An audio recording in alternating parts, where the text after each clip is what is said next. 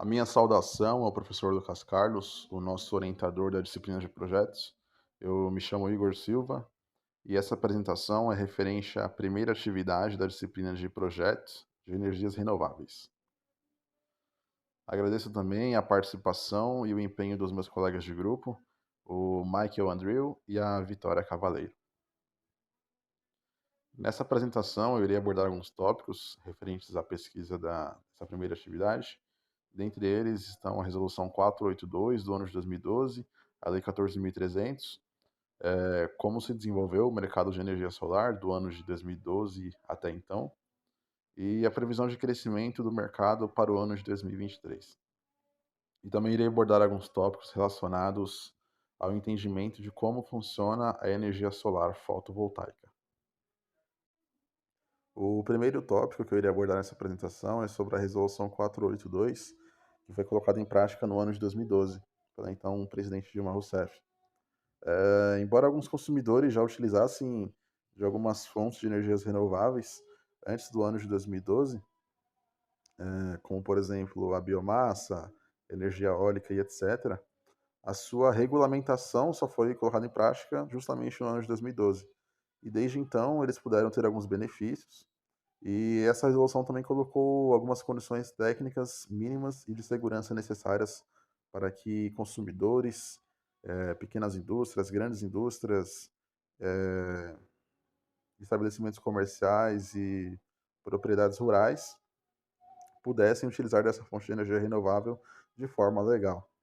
E um grande feito também, através dessa resolução, foi que os consumidores que gerassem mais do que consumissem, eles poderiam injetar essa energia a mais na rede de distribuição da concessionária de energia local e conseguissem um desconto em sua conta de luz, mediante isso,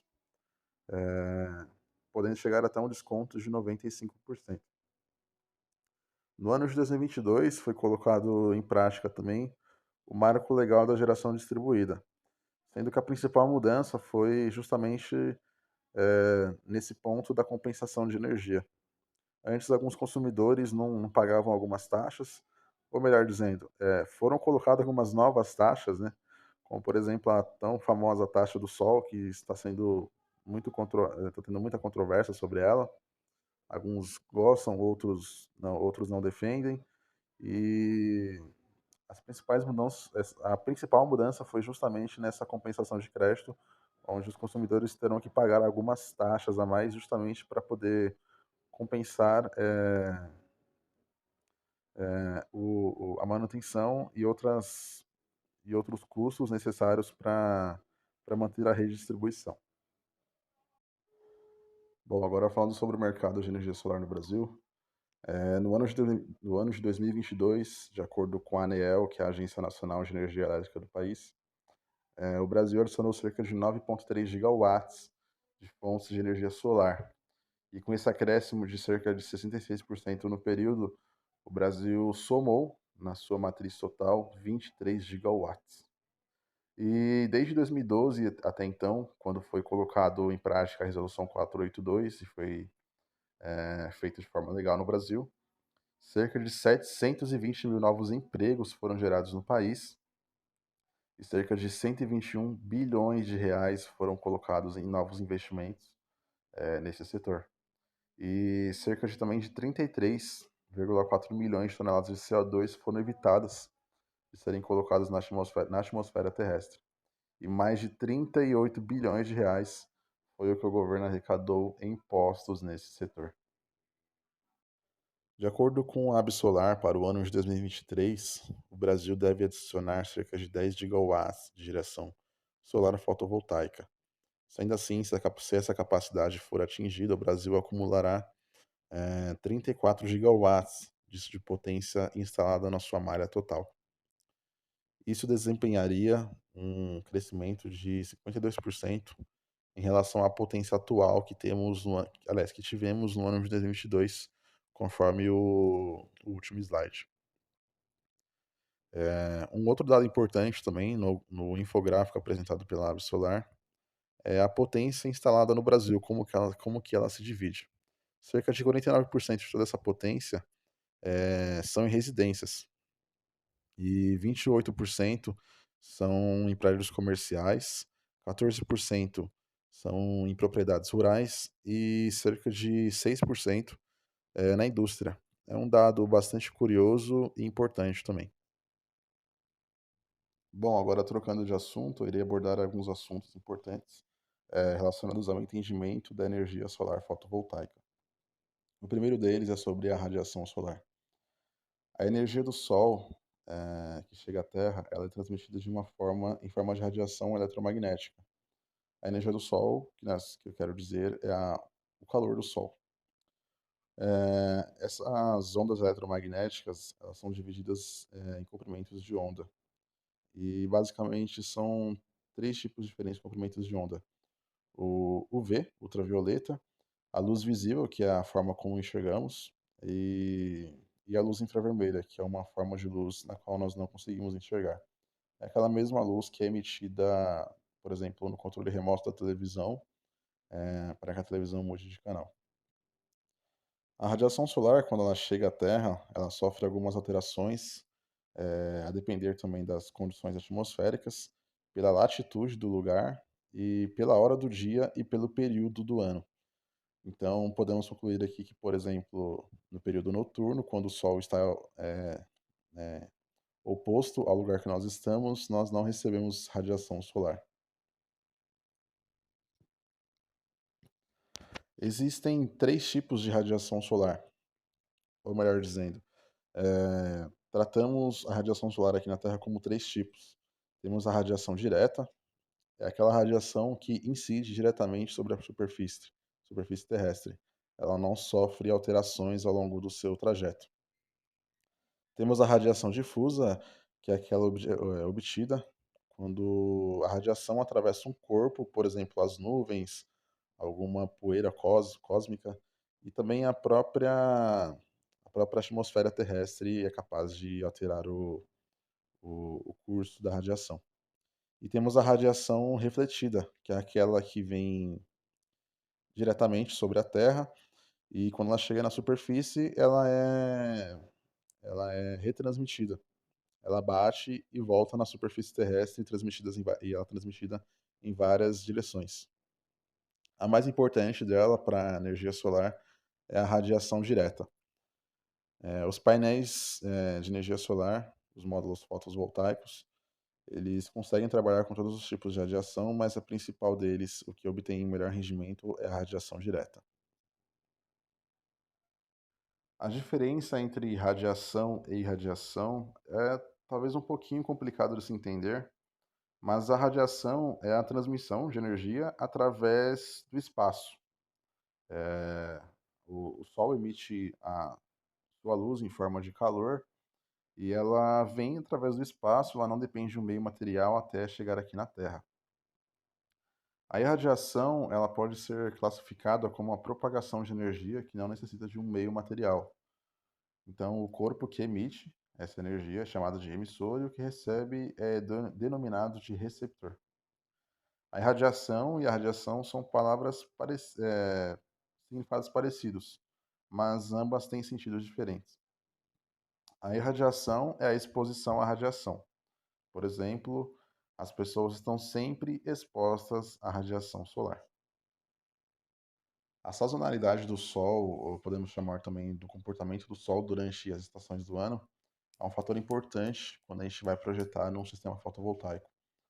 As estações do ano, elas ocorrem justamente porque em momentos diferentes, durante um período de um ano, 365 dias, a Terra tem inclinações diferentes em relação ao Sol. Nas regiões onde há verão, significa que aquela região está mais perto de um ângulo direto com o Sol. Por consequência, onde há verão, do outro lado da face da Terra vai ser inverno. E onde é inverno é porque aquela região está a um ângulo menor em relação ao Sol. Para entendermos melhor, poderíamos traçar uma linha reta no horizonte e uma linha vertical apontando para o céu. Quanto mais próximo dessa linha tiver o Sol, mais próximo dessa linha vertical tiver o Sol, seria verão. E quanto mais perto dessa linha horizontal estiver o Sol, seria inverno. Basicamente é isso. Outro conceito importante é o ângulo azimutal e o ângulo zenital. O ângulo zenital é um ângulo medido em relação ao horizonte. Ele é medido a partir de algum plano de referência. E o ângulo é positivo quando o ponto estiver acima do horizonte do observador. E negativo quando estiver abaixo da linha do horizonte do observador. O ângulo azimutal é um ângulo formado entre as projeções horizontais de duas linhas que passam através desses dois pontos e convergem a um terceiro ponto. Esse ângulo é medido sempre em relação ao norte magnético, sendo o norte 0 graus, leste 90 graus, o sul 180 graus, perdão, e o oeste 270 graus. A altura e elevação solar é um dado importante para o projeto de energia solar. E esse ângulo compreende uma reta paralela, a linha do horizonte e o Sol. Nada mais é do que aquele ângulo zenital que nós tratamos no slide anterior. Nós podemos imaginar uma linha imaginária no horizonte, sempre apontada ao norte magnético, no caso aqui apontada à linha do Equador, e, e o nosso Sol, que é o nosso objeto. Sendo no verão, esse ângulo ele é maior. O Sol fica numa posição mais alta, perto dos, não baixo dos 90 graus, mas chega perto dos 90 graus em relação a uma linha vertical. E no inverno, esse ângulo é menor. Esse dado é importante, nós sabemos dele, justamente para que nós possamos colocar o módulo fotovoltaico num ângulo melhor, para que ele tenha a melhor recepção de radiação solar durante todas as estações do ano. Irei falar agora sobre o rastreador solar. O rastreador solar é um dispositivo que ele é capaz de modificar, através de movimentos literais, dos módulos solares, a melhor posição para que eles possam obter o maior rendimento possível durante todo o período do dia e também do ano. Ele é controlado por alguns motores e alguns controladores, alguns sensores, que juntos eles trabalham para que o módulo solar, o módulo de energia fotovoltaica, ele fique sempre virado ao Sol, obtendo a máxima radiação possível. E uma vantagem desse sistema, conforme eu já disse, é que com ele, o uso dele permite que você obtenha o máximo de rendimento possível, desde o início da manhã até o final da tarde. E a principal desvantagem dele é justamente o preço. Ele é um valor um pouco alto e as principais aplicações dele são justamente em usinas que têm alto poder de investimento e alto poder de geração. Para instalações residenciais e comerciais que a potência instalada não seja tão alta, não é viável esse tipo de instalação. Agora iniciarei a apresentação da parte 2 e os seguintes tópicos são esses, apresentados na tela. A célula fotovoltaica. A célula fotovoltaica, ou também conhecida como a célula solar, é um dispositivo elétrico responsável por converter a energia da luz do Sol diretamente em energia elétrica na forma de corrente contínua. E para isso, as células fotovoltaicas elas são produzidas a partir de materiais semicondutores, os quais podem ser de diferentes tipos. Existem diversos tipos de células e são classificadas pelo seu material e o seu refinamento usado, sendo os principais tipos sendo produzidos em silício cristalizado, podendo ser o monocristalino ou o policristalino. Nós trataremos disso melhor à frente. A maior parte das grandes usinas fotovoltaicas e dos grandes projetos de geração instalados em residências e empresas no Brasil utilizam de módulos fotovoltaicos com células de silício cristalino, em especial a do tipo policristalino. Recentemente, porém, eh, devido à queda do seu preço, as células monocristalinas estão ganhando grande comércio no Brasil. Alguns dados importantes que nós encontramos na hora de comprar os módulos fotovoltaicos são a potência de pico, a eficiência dele e o coeficiente de temperatura. A potência de pico é a máxima potência do módulo. Ela corresponde à potência anonimal, que é especificada no catálogo, no modo STC, que é uma condição padrão de teste em 100 watts por metro quadrado e numa condição de 25 graus Celsius. E a potência de pico que nós normalmente encontramos nos módulos fotovoltaicos são de 290, 300, 430, 450 e 500 watts pico. A eficiência dos módulos fotovoltaicos é o percentual de energia da luz solar que o módulo consegue converter em energia elétrica. E na prática, os módulos eles operam com eficiência reduzida devido a vários fatores, principalmente aos fatores térmicos. E justamente o coeficiente de temperatura trata dessa perda. Existem três coeficientes que normalmente são especificados nas folhas de dados dos módulos fotovoltaicos.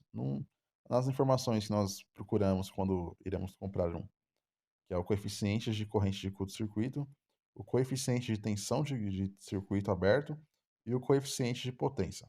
Esses três coeficientes mostram como essas variáveis, a corrente, a tensão e a potência, elas são influenciadas pela temperatura da operação das células fotovoltaicas. E outro fator importante também na hora do projeto é a influência da radiação solar e a temperatura em que o módulo solar, módulo fotovoltaico, será instalado. O calor ele pode degradar as células solares e, consequentemente, eles podem diminuir a tensão de circuito aberto, ou seja, eles podem diminuir a eficiência do módulo fotovoltaico. Por isso, é necessário levar em consideração o coeficiente de temperatura em um projeto de sistema fotovoltaico, como eu já disse. O painel fotovoltaico ele precisa de luz e o dia perfeito para uma produção eficiente. Seria um dia ensolarado, com um clima mais típico para o inverno.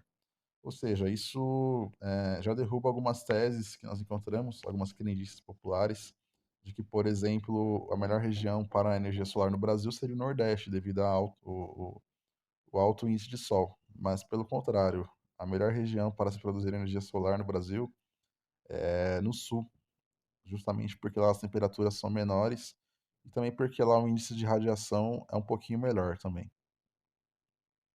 E antes de qualquer instalação, se faz necessário estudar bem o local e conhecer bem os requisitos de projeto e as condições climáticas para evitarmos surpresas indesejáveis, como, por exemplo, a perda de eficiência e uma entrega total de potência menor do que a projetada.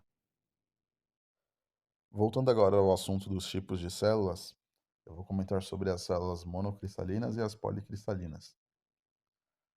Existem duas principais categorias de módulos, como já bem disse, que são os monocristalinos e os policristalinos. Ambos os módulos, eles produzem energia elétrica a partir da luz solar, mas existem algumas diferenças importantes entre eles, principalmente em relação à sua eficiência. Os módulos monocristalinos, a sua construção se dá através do silício, e ele é formado em barras e cortado em forma de bolachas. E como a célula é composta por um único cristal, os elétrons que são gerados, eles têm um fluxo maior, ou seja, a resistência é menor, consequentemente a eficiência é maior. E os módulos policristalinos, eles são formados de vários cristais diferentes, e eles são fundidos em muitos fragmentos de silício, e assim é formado as bolachas do painel. E como existem muitos cristais em cada célula, há menos liberdade para os elétrons se moverem, ou seja, a resistência é maior e, consequentemente, a eficiência também é menor. É, A eficiência dos monocristalinos, elas ficam na casa dos 15 a 22%. E a dos policristalinos é um pouco menor do que isso. Ela é menos eficiente do que o monocristalino. O monocristalino, ele é considerado um produto premium, justamente pela sua eficiência. A associação de módulos. Ao instalar no sistema fotovoltaico, seja ele off-grid ou seja ele grid-tie, conhecido também como on-grid, nós sabemos que ele é composto por vários módulos e precisamos decidir se esses módulos vão ser instalados em série ou em paralelo, ou se não uma combinação mista dos dois. Quando estudamos a associação de resistores, nesse caso podemos colocar como uma associação de módulos fotovoltaicos. Conforme a primeira figura, nós sabemos que quando conectamos em série, a corrente permanece a mesma, mas a tensão se soma. E quando conectamos em paralelo, conforme a segunda figura, nós sabemos que a tensão permanece a mesma, mas as correntes se somam. E nos sistemas grid tie ou on-grid, essa decisão de conectar em série ou paralelo é tomada baseada nas características do inversor que iremos usar para converter a energia de corrente contínua para corrente alternada. Já num sistema off-grid, essa função de associação em série, paralelo ou misto é tomado baseado na função nas características do controlador de carga e também nas baterias. Bom, caminhando para o final da apresentação, irei falar agora sobre as perdas relacionadas ao sombreamento em cima dos módulos. O módulo fotovoltaico ele pode ser instalado tanto em modo retrato ou em modo paisagem. Isso não causa perda não causa perda de eficiência, quando não há interferências externas como o sombreamento. Quando há o sombreamento sobre um ou mais módulos, então deve ser analisado a sua melhor posição para que essa perda seja mínima. Vamos entender isso agora melhor, juntamente com os diodos de bypass. Conforme a figura a seguir, que está mostrada na tela, nós podemos ver um módulo e dentro desse módulo existem várias células. E elas estão ligadas em série e em linhas, conforme essa linha vermelha mostrada na figura, que no caso seria o caminho da corrente. Quando há um sombreamento sobre um ou mais células, essas células elas passam de unidade produtora e elas se tornam uma resistência no caminho da corrente. E elas passam a ser consumidoras. E esse consumo é dissipado na forma de calor, podendo provocar um hotspot, que podem causar danos severos ao módulo até a sua perca total. E isso causa um prejuízo imenso a todo o restante do sistema, já que diversos módulos são ligados em série e quando algum desses módulos apresentam problemas, todos os outros perdem eficiência. E aí que entra o diodo de bypass. O diodo de bypass ele serve como um atalho. Quando há uma perca por sombreamento, ele consegue entender que está acontecendo algo de anormal e então ele permite a passagem de corrente elétrica por ele. Sendo assim, nesse caso, esse módulo apresentado na figura, ele perdeu apenas um terço da sua produção. Dois terços ainda estão em funcionamento. E também todo o restante do sistema não foi prejudicado. Ou seja, a perca nesse sistema foi mínima graças ao diodo de bypass. Se não houvesse o diodo de bypass, a perca seria muito maior, porque todo o sistema, como é ligado em série, seria prejudicado. Bom, agradecemos a oportunidade de apresentação do professor Lucas Carlos, agradeço aos meus colegas de grupo e desejo que Deus os abençoe.